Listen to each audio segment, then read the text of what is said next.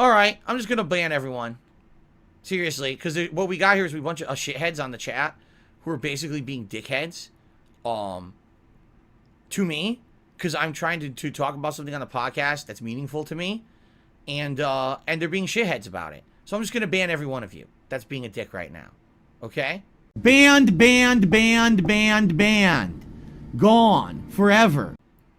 Fucking serious. Like, what do you think the purpose of a podcast is?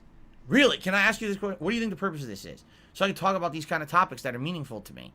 If you don't like it, you don't. Why are you at the podcast, you fucking idiot? You can sit here and be negative to me on my own stream. Fuck off. Like, it's the Christmas fucking season. It's 1 week till Christmas. Let's be a dick to Phil on his stream today because he's talking about something that's meaningful to him, right? Really, fuck off and grow up, because I don't want to deal with your shit anymore. If I see nonsense like this, I'm just gonna ban these idiots and fucking just move on. It's pissing me off. Money Creature did a $10 super chat saying, I started managing streamers and I've been wondering if you consider writing consoles off of taxes for business purposes or any other device on tax in regards to streaming. Money Creature, what I do with my tax stuff is none of your fucking business. The fuck would you even ask me that question for? Seriously, like, what the hell is up with you? Seems like you're trying to get personal information. The fuck is wrong with you? Oh, Money Creature, that wasn't you? Oh, shit, someone's impersonating you. Oh, you know what? Here he is. Got him. I took care of it, dude. Yeah, this guy was impersonating Money Creature. So Money Creature's a regular on the streams. This shithead made a fucking name Money Creature and tried to make me think that that was the regular to get people. You know what I'm saying? What a dick. You insulted me in your statement here, so I'm not going to read it word for word because you're an insulting dick. But, you know. Okay, then.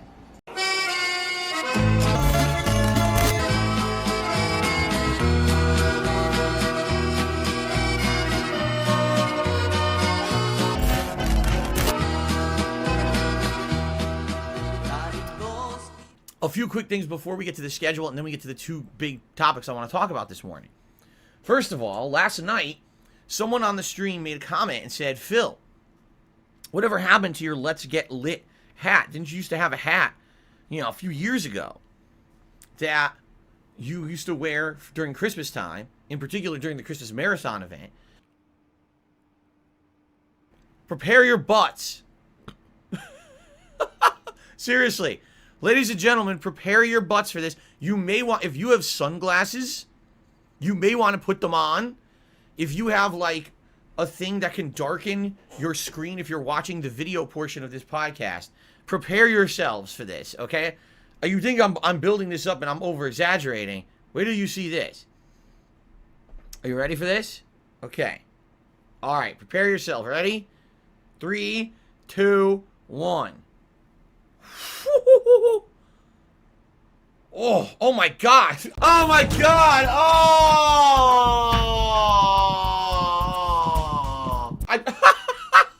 I'm seeing it on my computer screen. I'm like, ah. Woo. Guys, I'm going to say this right now. Shut up in the stream chat with fucking politics and COVID vaccination stuff. It's nothing to do with what I'm talking about on the stream. You're derailing the stream. You got people here who want to chill with me. They're talking about Halo. And you got people arguing about COVID vaccinations. Shut the fuck up. All right? Not the time for that. Stop derailing my content. Or I'm just going to time you all out. What do you guys think? What do you guys think? I need feedback. Stop talking about stupid fucking Kanye West bullshit. And let's talk about the game. Because I'm going to be pissed off if you start derailing the stream with bullshit. No one cares about fucking Kanye West. I'm trying to have a fucking fun stream with you guys. And I don't want to hear you people arguing about politics and shit. Just shut up. Okay? Definitely not the place for it.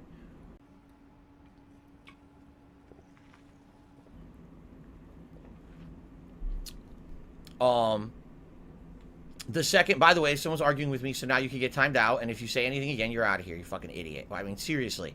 Yeah, argue with the fucking person controlling the stream. You're a genius. Last but not least, guys, if you like my content today, please support the streams. I appreciate all your support. I don't really know about hitting this members goal this month. At one point, I was very optimistic. We were at 334. That's the highest we ever had on the channel. Then all of a sudden, the momentum was completely stopped, and we went down a bunch because people didn't renew their memberships. And now we're at like the teens, 300 and teens, and we can't seem to break it again. Maybe we'll see a surging of memberships this week because of Christmas week. There we go. Oh. Ha ha ha ha. Yeah. Or not. I don't know.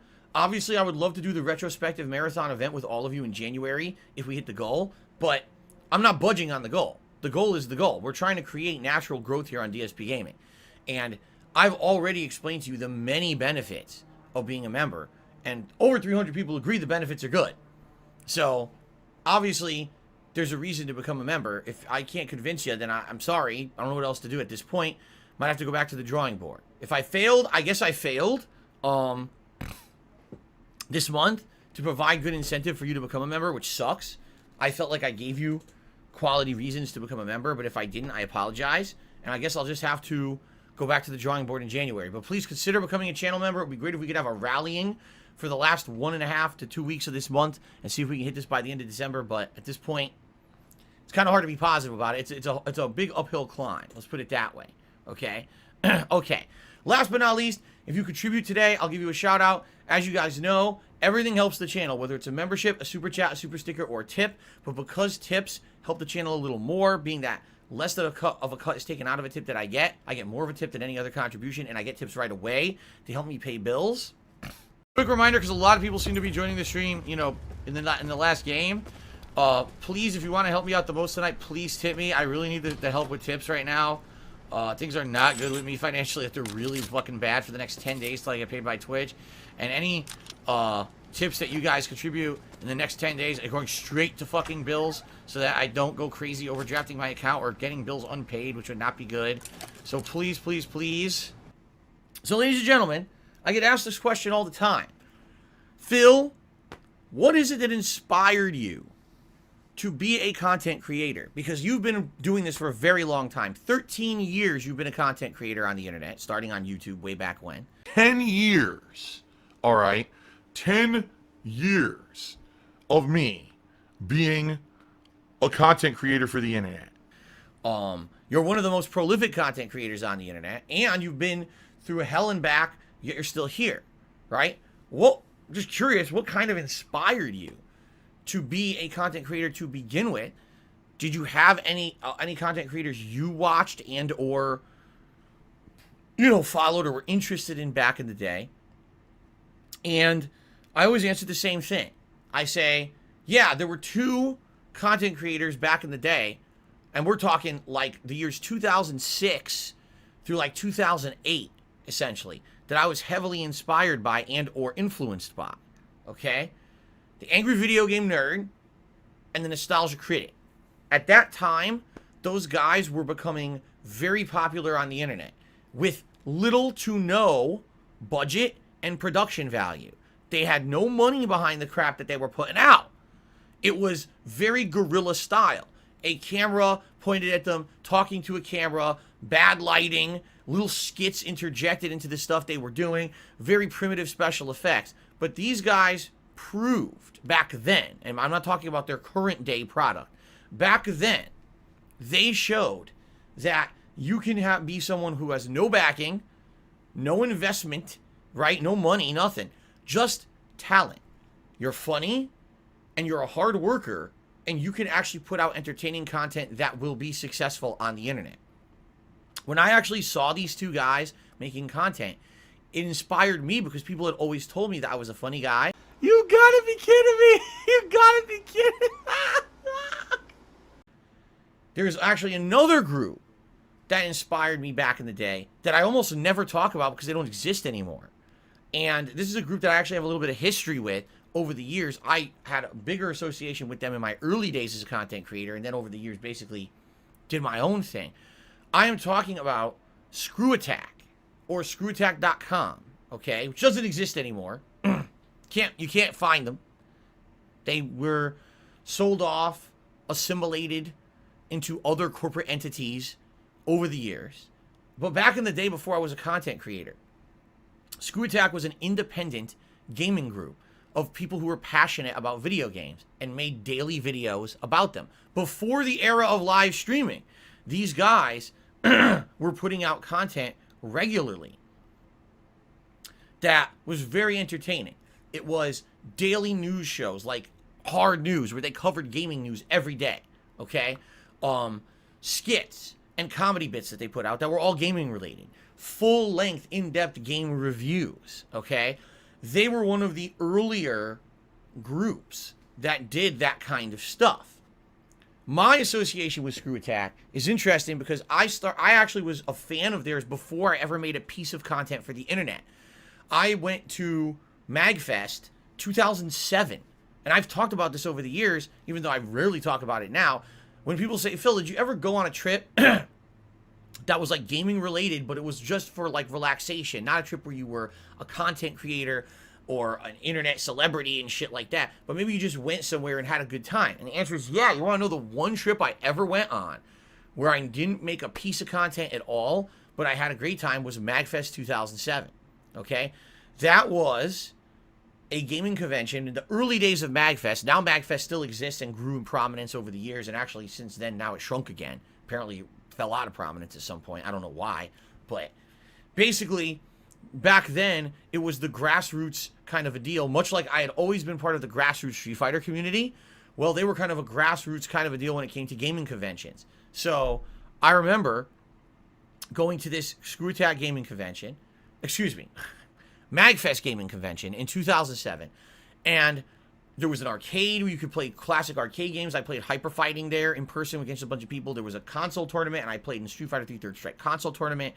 There was all these panels and things going on. There was actual other events, and the guys from Screwattack were there and said, hey, if you're a fan of us, come hang out. And I was one of the main guys who came and hang out with them all weekend. And at the time, no one knew who Darkside Phil was except for fighting game players, because I hadn't made any content yet for YouTube. And I had a great time hanging out with them. This was actually before the falling out of Craig and Tom. So they were both there together, hanging out, having a good time. And there was actually a tournament, a Call of Duty Modern Warfare tournament, all right, held at the event. And I joined Team Screwattack despite the fact that I had no experience in a competitive shooter. We got second place in the tournament. Pretty good. The only other people who beat us were an actual group of players who played competitively together. They beat us. Outside of that, we were the only, we just came together and got second place.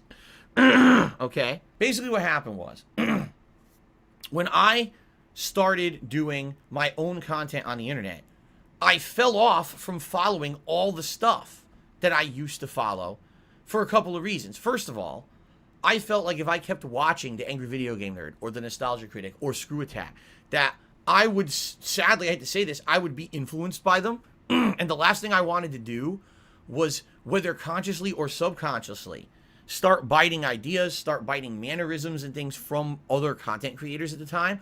I kind of wanted to isolate myself and do my own thing. And that way I could be popular for the sake of ideas that I had, rather than, oh, well, I saw Screwattack do this thing, so I kind of going to bite off of that and do a variation or copy it. Or, oh, you know, the Angry Video Game Nerd says this in his videos all the time, so now I start saying it inadvertently. Because people even said back then, Phil, a lot of the things you say in your videos sound like the Angry Video Game Nerd. You're right. I was heavily influenced by him, so I was saying things in my videos that sounded like him. Okay? All that being said, okay, when I became a content creator in 2008, I basically shut myself off to all of it. I stopped following all of it. And literally, it was like dead stop. It wasn't like, oh, I still follow here. Dead stop. I just need a release. What? What's wrong? And I was a huge fan of the AVGN. I loved all of his videos. I had them all archived. I used to have a Zune, a Microsoft Zune, that I put all his videos on, and I would watch them constantly as entertainment. If I was traveling to a Street Fighter tournament or, you know, whatever. You know, I would watch them constantly. I thought they were funny. They were inspirational to me. Here was my schedule. Wake up, go to my office job. Come home from my office job, play games for 2-3 hours a night, upload, follow those videos, read the comments, interact with my audience, go to work the next day. That was my life. And then, you know, when I lost my job in late 2010, it was work, work, work, work, work. Every day, play through every game as quickly as possible. Upload the videos, upload the videos, upload the videos. And quite frankly, there was a lot of sacrifice. There was a lot of things that were lost at that time. I felt like friendships fell off, you know, and a lot of negative things happened over the years when I basically became a workaholic. I didn't have a work-life balance. It was just work. My life was work. My life was putting out video content on YouTube. And to a lot of extent, I feel like a lot of the problems that happened to me over the years with personal relationships, for example, John, Rambo, and Howard. For me, when I hung out with those guys and made content, that was fun. That was actually my relaxing time, because to me, that was me not having to sit around in my own room, talk to myself all day playing games. When I did a video game playthrough and I talked to myself on camera to entertain you guys, that felt like work. When I was hanging out with those guys and just shooting the shit and doing commentary with them when we either played games or just went on trips or whatever, that was fun to me. That was actually like my fun interaction with my friends. They didn't see it that way, though. Over the years, what ended up happening was they saw, like, every time I wanted to hang out with them, all I wanted to do was put out content, work, to make money, when in reality, it couldn't be further from the truth, but that's how they saw it, because I was a workaholic. Like, everything I did, I could make a video out of, right? So because of that, make a video, and it ended up turning off people, you know? I attended a gaming convention in Philadelphia called Too Many Games, and I was one of the featured guests at this event, along with the Angry Video Game Nerd. Now, this was at the height of my prominence. I was very popular on YouTube at the time, so there were lots of people who actually came to the convention to see me, which was shocking to me, because I'm just a moron on the internet dicking around. Why would anyone want to travel to come meet me? I don't know. But they did. They lined up. There was a panel that was very packed to the brim with people. I was very pleased with how it went. And the Angry Video Game Nerd definitely was the most prominent guy there, and he had a ginormous following. And I was kind of like the rinky-dink secondary guy. But I remember him being there, and I just kind of said hello casually to him, and we didn't even have a conversation. You know, he wasn't there nearly as much as me. I was there all weekend. He was only there like 2 days for a few hours. And that was it. That's like the only direct interaction I ever had with the Angry Video Game Nerd, was we were at the same convention together as guests, and I said hello to him one day. We were actually our tables were right next to each other. Excuse me. The only other interaction I ever had with the guys at Screwattack, this was many years later. So Craig and Tom had the falling out. Tom had branched off, did his own thing, and basically retired it. Within a few years, he was out of content creation. Craig kept going with Screwattack, and Screwattack got way more prominent. For example, they brought in talents like Pro Jared, who ended up being a very big talent on the internet, got his own following or whatever. In addition to that, Death Battle, a show that just was one of the things in their repertoire, ended up blowing up on the internet and becoming a very popular internet piece of content that everyone followed. A lot of people didn't even know what Screwattack was, but they knew what Death Battle was. Okay? So the only other interaction that I had with the Screwattack guys was many years later. Screwattack Gaming Convention went down in 2013, and I traveled to Texas, and I was actually one of the featured guests at Screwattack Gaming Convention, which didn't make much sense because I didn't have any association with Screwattack anymore. It was funny because I remember when Craig, I had lots of behind-the-scenes interaction with Craig, a lot of discussions and stuff about being an original fan of Screwattack. They were called G1s. If you were a fan of Screwattack back in the day, you were a G1. And I had a lot of interaction with him. I was like, dude, remember when we hung out in 2007? We had a great time at MagFest before I ever put out a piece of content. And look what's happened to me in the last 5 years. I went on to become a prominent content creator on YouTube, and I would love to come to your event and, you know, have a panel and chill with you guys. I know you're doing the Iron Man of Gaming tournament. I would love to be a part of that. And after having some really nice conversations with him over a course of a few weeks, he agreed to have me as a featured guest at Screwattack Gaming Convention 2013, which actually shocked me because I knew no one there was going to know who I was. I wasn't a part of Screwattack for many years. I hadn't been in their content since like 2007, 2008. So how would anyone who had been following them in those years know who I was? And the answer is no one did. When I showed up, the people who showed up for me were fans of me, but knew nothing about Screwattack, and the people who were there for Screwattack knew nothing of me. It was like completely separated, right? It was interesting. By the way, I ended up being a finalist in the Iron Man of Gaming, made it to the finals, was on stage playing, at that time, the HD remake of DuckTales, which was a new game coming out that year, and I played it ahead of time and stuff like that. It was a fun time. It was a good time going to that convention.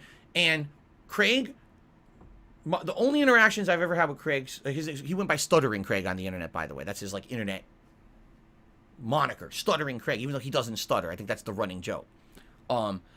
Seriously the nicest guy. And I don't have a negative thing to say about the guy.